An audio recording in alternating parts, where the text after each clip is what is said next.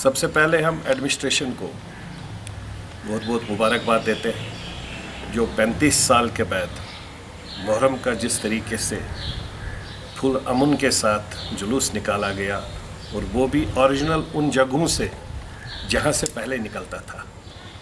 इससे ओपन होता है, क्लियरली एक मैसेज है कि हमारी जो पुरानी गवर्नमेंट थी, चाहे वो डॉक्टर फारूक साहब की थी, मुफ्ती सईद साहब की थी, उमर अब्दुल्ला की थी, महबूबा जी की थी, या to some extent Ghulam Nabi Azad साहब की थी, जितने भी चीफ मिनिस्टर्स थे वो यहाँ कश्मीर में लोगों को धोखा देने का काम करते थे।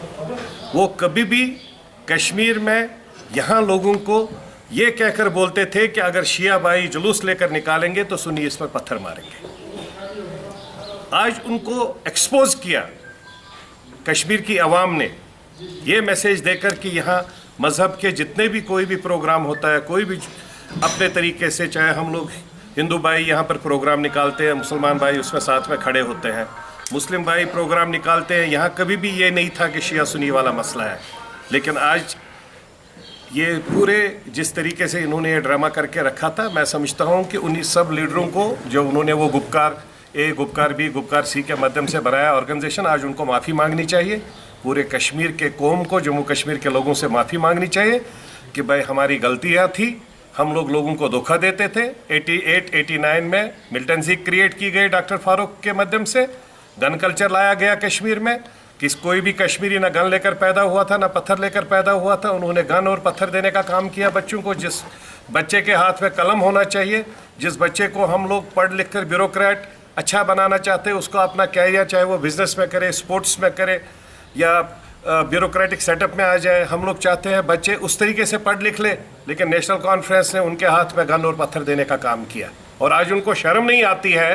फारूक अब्दुल्ला के टाइम भी कितने बच्चे मारे गए, उमर अब्दुल्ला साहब के टाइम में 129 बच्चे मारे गए, उसके बाद में महबूबा जी के टाइम 124 बच्चे मारे गए। आज तक कहीं पर कोई कार्रवाई नहीं हुई। मैं आज एलजी साहब से गुजारिश करना चाहता हूँ और उन 124 और 129 बच्चों के वालिदैन से गुजारिश करना चाहता हूँ, आप सब लोग FIR की कापियाँ जमा करो, या तो मेरे पास दो, नहीं तो एडमिनिस्ट्रेशन के पास दो। इन दोनों लीडरों के खिलाफ में कार्रवाई होनी चाहिए।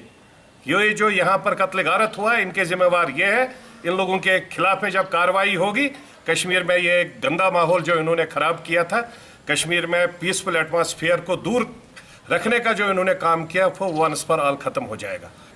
गवर्नमेंट इनके अगेंस्ट में प्रॉपर कार्रवाई करे। अगर पूरे देश में लालू प्रसाद यादव को जेल भरा जाता है तो डॉक्टर फारूक साहब को क्यों छोड़ा जा रहा है? अगर 114 करोड़ के फंड में 41 करोड़ का उसमें स्कैम है JKCA Jammu Kashmir cricket association का, उसको क्यों छोड़ा जा रहा है? और आज साथ में हमारे बच्चे हैं, पूरे यूथ है, नौजवान है, जो एक पीसफुल तरीके से, जब आप देखिए, जब हर एक यूथ देखता है कि हमारे कश्मीर में एडमिनिस्ट्रेशन बहुत अच्छा काम कर रही है, यहाँ के SSP साहब है, DC साहब है, SSP को देख लीजिए कितना फ्रेंडली तरीके से हर एक से मिलता है, किस तरीके से हर एक के साथ, हर बच्चों के साथ, और उसके साथ में जितने भी SHOs हैं उनका एटीट्यूड और बिहेवियर किस तरीके का चेंज हुआ है। जब एडमिनिस्ट्रेशन स्ट्रांग होती, ADG साहब है विजय कुमार जी, ऊपर से DG साहब के माध्यम से जो काम हो रहा है और उनकी जो पूरी उनके LG साहब के अंडर में जो सब काम हो रहा है, मेरे को, हम लोगों को लगता है राजनीति के बगैर में पॉलिटिक्स अपनी जगह है, लेकिन एडमिनिस्ट्रेटिव लेवल पर बहुत सही तरीके से काम हो रहा है। हाँ, जहाँ पर कोई दिक्कतें हो गई है, अभी कुछ स्मार्ट सिटी के माध्यम से जो भी बना हुआ है, हम चाहते हैं कि उसमें भी प्रॉपर कार्रवाई होनी चाहिए। क्यों दुकानों में पानी जा रहा है? कल पोलो व्यू में हर जगह, मैं भी वहाँ मार्केट में घूम रहा था, सबके यहाँ पर पानी। ठीक है, बारिश ज़्यादा गिर गई, लेकिन अगर बारिश ज़्यादा गिरी या कम गिरी, उससे कोई लेना देना नहीं। उन सब चीज़ों में कार्रवाई होनी चाहिए।